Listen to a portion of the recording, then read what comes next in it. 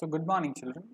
Yesterday we saw the first stanza of the poem An Elementary School Classroom in a Slum, where we got to see from the poet's eyes the kind of students that are there in the classroom sitting, their economic condition, their physical condition, as well as their mental condition, and how the poet doesn't like all of this. We also get a sense of disappointment, sense of anger and frustration that why are these people so poor, because he's describing them in such detail. So he doesn't like these people in such condition. Now we move on. Okay, let's first read the first paragraph again.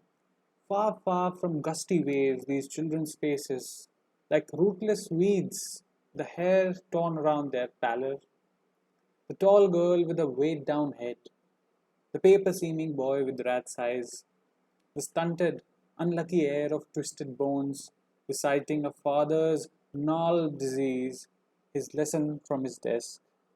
At back of the dim class, one unnoted, sweet and young. His eyes live in a dream of squirrel's game in tree room other than his. We saw four students as well as others and their condition.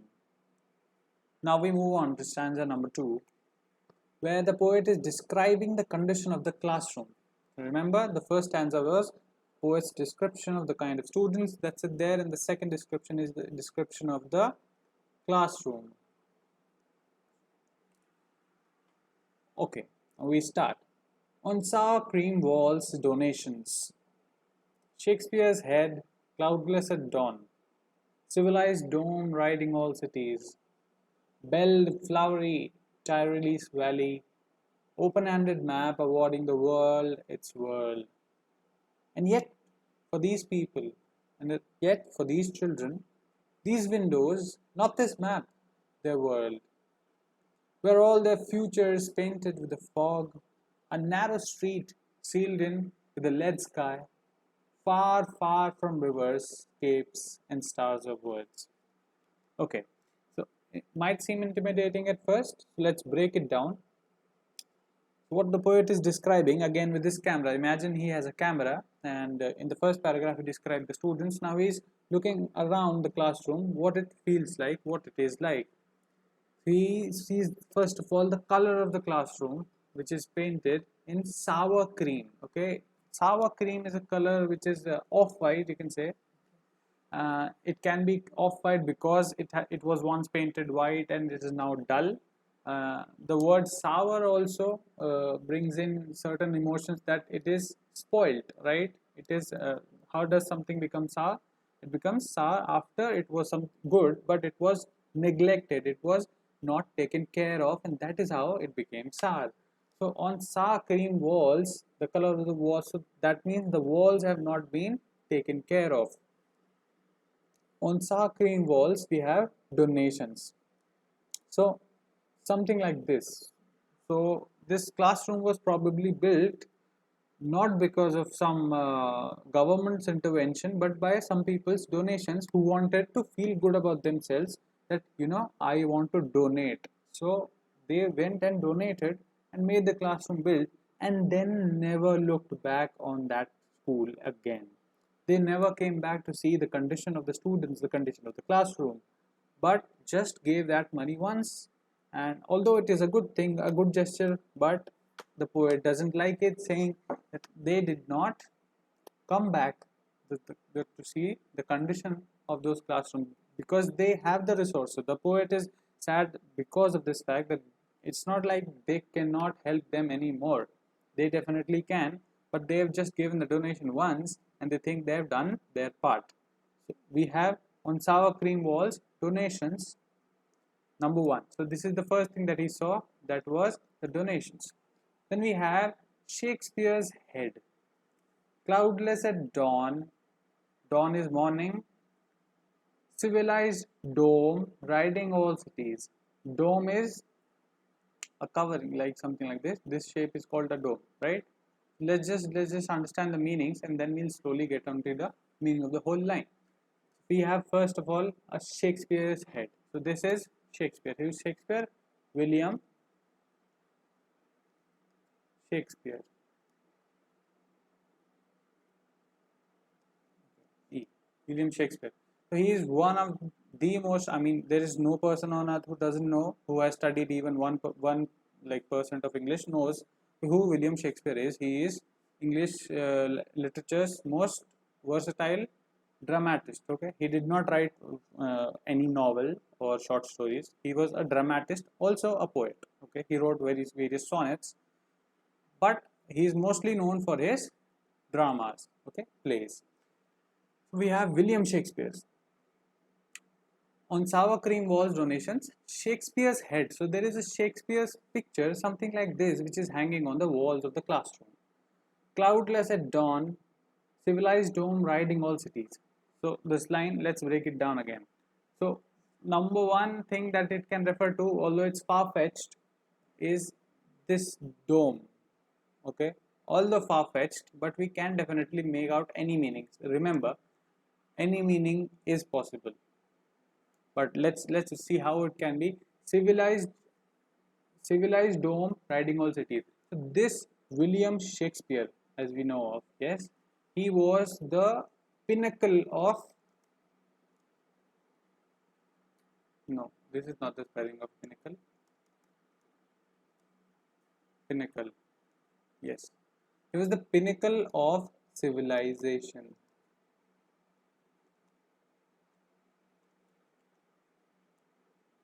What is civilization?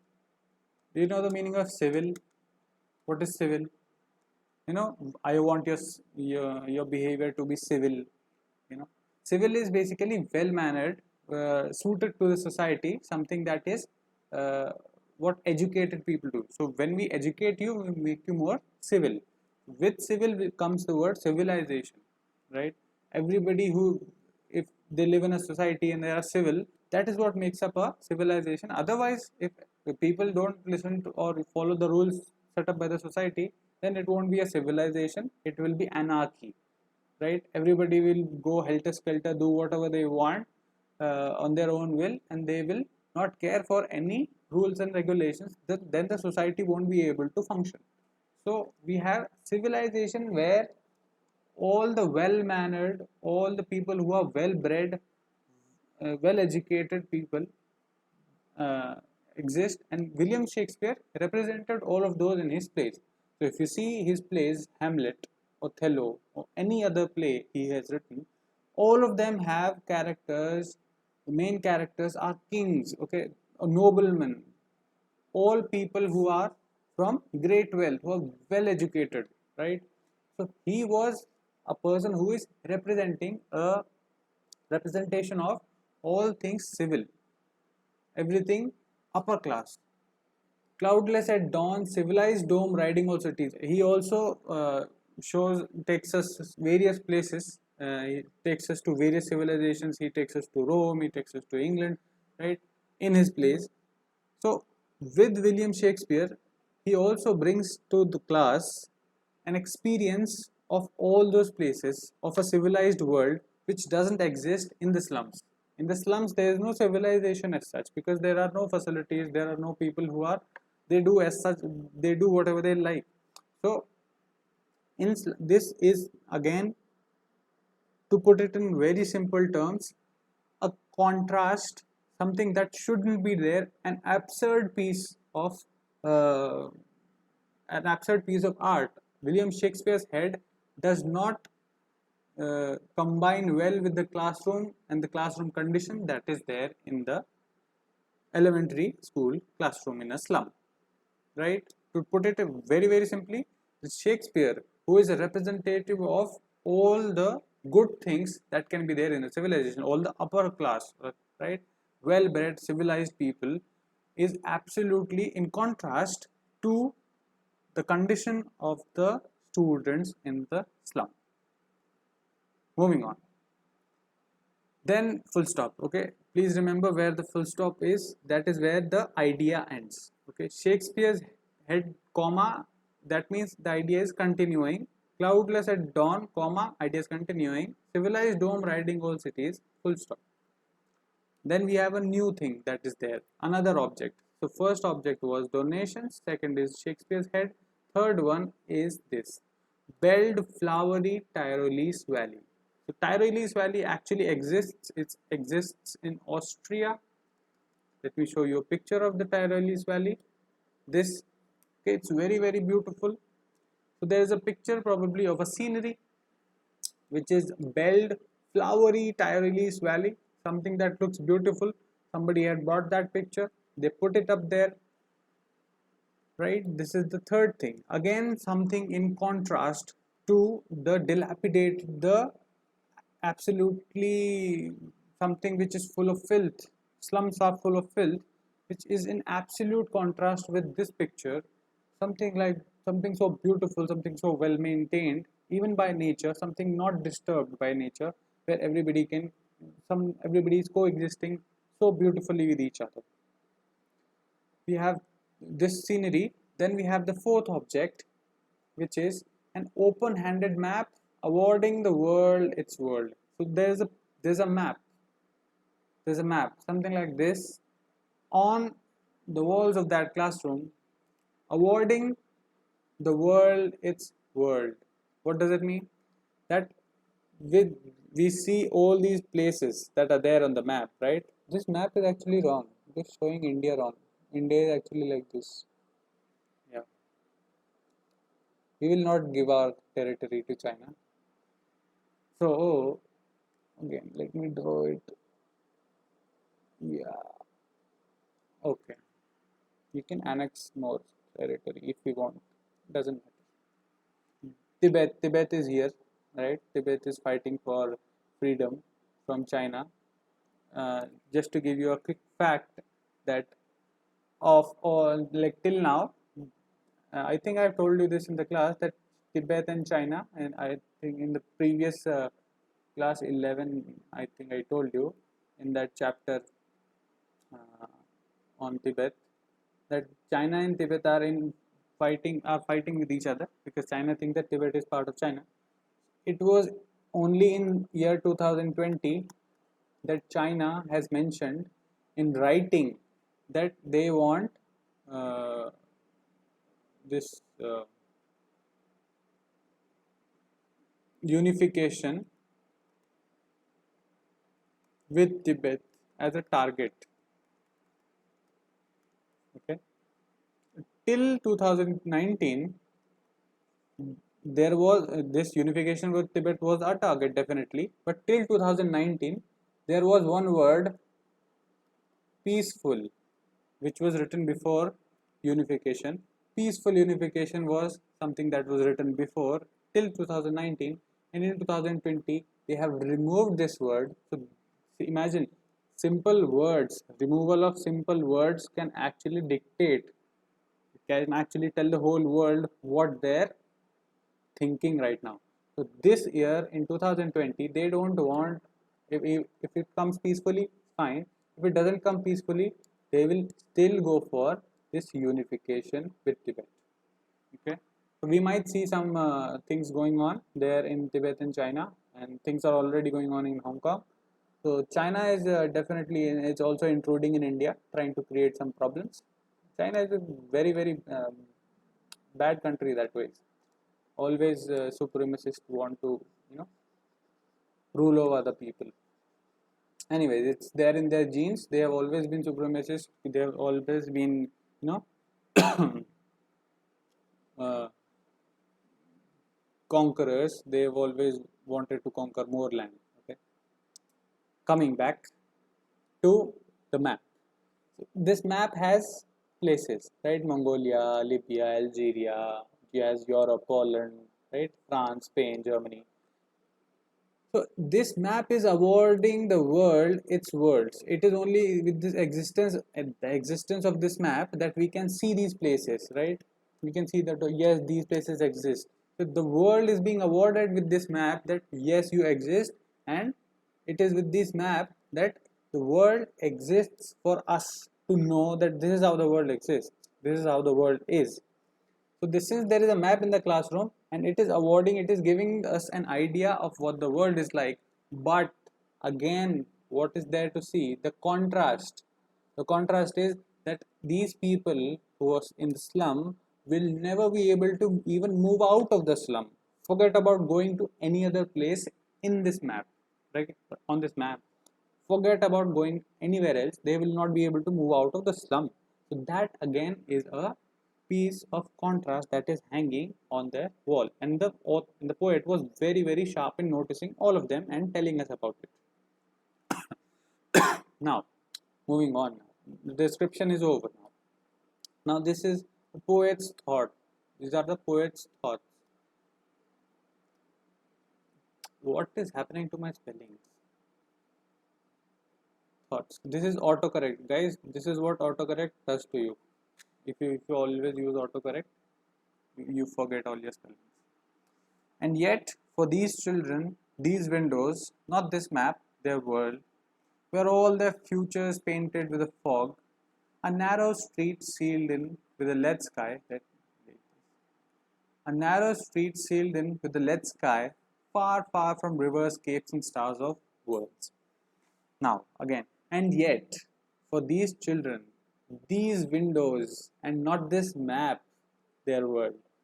As I told you, the poet is also reiterating the same fact that these windows, so since they're sitting inside the classroom and they can only see something out of the window, and whatever they see out of the window, that is also the slum. That is their world, that is their whole world, and not this world. This is not the world for them. This slum that they can see out of their window is their world, and whatever they have to do in their lifetime will have to be in that world, where all their futures painted with a fog. Now, if I show you a picture of fog, I think this is the window, something like this. Whatever they can see out of this window is their future. So now this is a picture of fog, right? What do you see? You don't see anything. It's blurry, right? We don't have a clear picture of anything. So their future is painted with fog. That means their future is so bleak, so blurry. The future is so bleak, so uncertain. We don't know what their future holds for them. Their future, where all their future is painted with a fog. So their whole future, even though they might have had dreams, but their future, because of their existence, because of their birth in that slum and in that condition, their future is automatically painted with a fog. I mean, imagine yourself that had you not been born in the family that you are born, had you been born in some any other family, right, who is not as financially sound as you are right now, imagine what your condition would have been. You might not be studying in Kendriya Vidyalaya. You might be studying in some government school. You might not be taken care of. Your food might not be taken care of. In these times, you might have had some problems with studying because you might not even have had equipment to study. So it actually matters where we are born. So these children were born in a slum, and because of that, their future has been taken away from them. Then we have a narrow street sealed in with a lead sky, far from rivers, capes, and stars of worlds. And so what is their future? It is painted with a fog. It is a narrow street which is sealed in with a lead sky. So even if they look upwards from that street, so it's already narrow, means so there is a narrow street, right? The street is already narrow for them, right? The street is already narrow. That means they have such less opportunity. Street is where you go, right? You move forward, but they cannot move in all the directions. They cannot choose whatever path they want. They have some very limited opportunities, and even in those opportunities, their sky, if they look up, with that hope. So whenever you hope, whenever you dream, you tend to look up, right, towards the sky, because the sky is boundless. You have boundless opportunities, even just to look up, right? So that also has been sealed with a lead sky, because the sky is so dark there, because of the industrialization, because of the fog, because of the soot that is there. That is also painted with the lead sky, which is far, far from rivers, capes, and stars of words, which is far, far. Again, alliteration, just as we saw in the first paragraph, the first line, far, far, only to emphasize, to show how doubly far from rivers, from capes, these people and their lives are.